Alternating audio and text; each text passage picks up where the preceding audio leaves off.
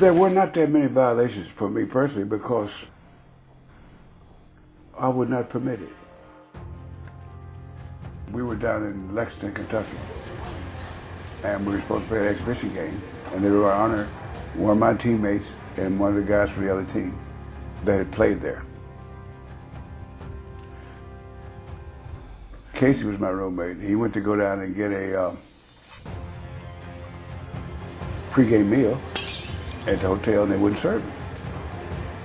So Casey comes back and tells me that, because I was getting ready to go meet him, he says, "Where you going?" I said, "Well," he said, "They won't serve you down there." So I said, "Well, Casey, that's the best thing you said to me in a long time." And he says, "What do you mean?" I said, "I'm going to go home." Played an exhibition game in Lexington, Kentucky against the Celtics.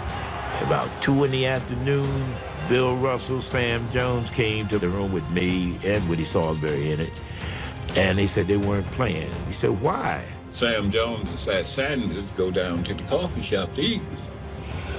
Russell and I up in the room talking. They called up and said they wouldn't serve them. So right away, I went down to see whether that was true because I wasn't going to sit out unless it's true. And I went down and they said, "No, we can't serve you." So they didn't play, we didn't play. I went in the room and I called Eastern Airlines and I said, "When's your next flight out of here?" They said, "Where do you want to go?" I said, "Boston's my first destination. Then New York and Washington. And if you don't have anything going in those 3 places, then Chicago. But I want to get out of here." They said, "We got a flight that goes from here to Washington to Boston. I want a seat on it."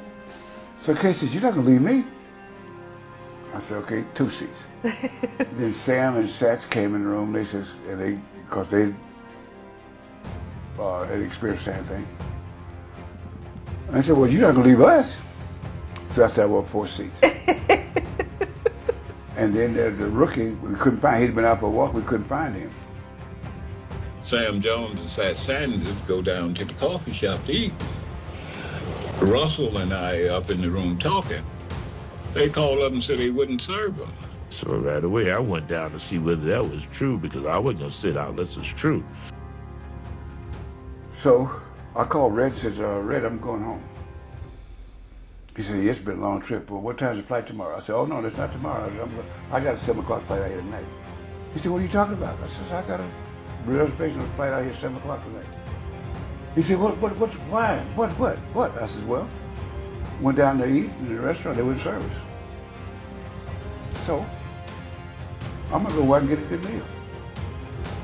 And I went down and they said, "No, we can't serve you." So they didn't play, we didn't play.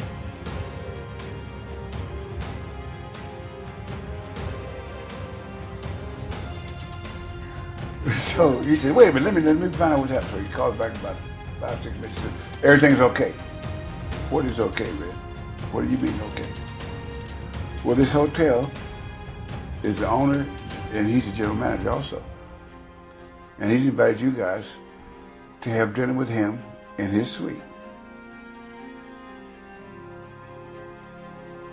And I cleaned up for you."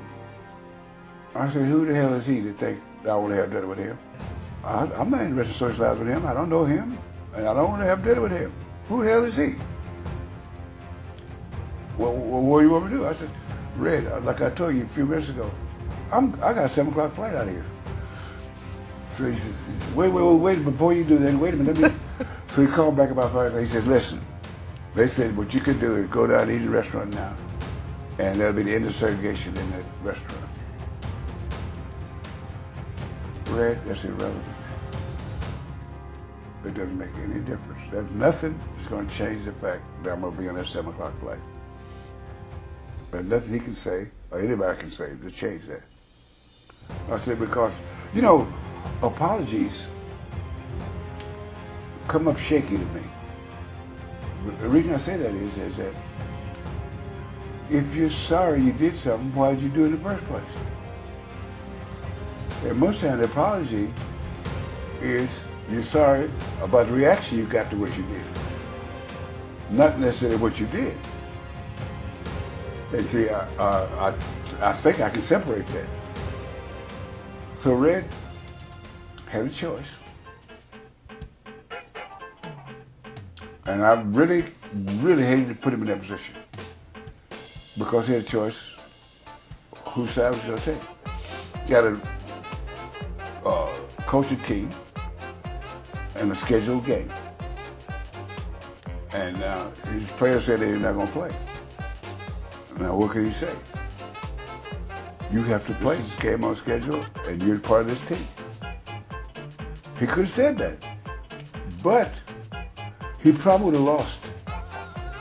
As brilliant as he is, that was not really a question for him. So he said he's going to go out to the airport with us. But one other thing I did, I called the guys on the other team. Oh. And said, I want to give you some information. That's the only thing I'm going to give you. So nothing else. Suggestions or anything. All I'm going to do is give you some information. The black guys on the Celtics are not going to play tonight. And the reason I'm going to give you that information is I don't want you to get to the game and then find out then. And so on the spot, you got to make a decision what you're going to do with not enough time to give it any thought. It's okay with me. I have no problem with it. Again, I'm going to repeat myself, but I want to emphasize. All I'm calling to do is to give you information so that you won't be blindsided when you get to the arena. And so they decided not to play also. But from then on, when they start booking exhibition games, they have to do some research. Yes, I guess so.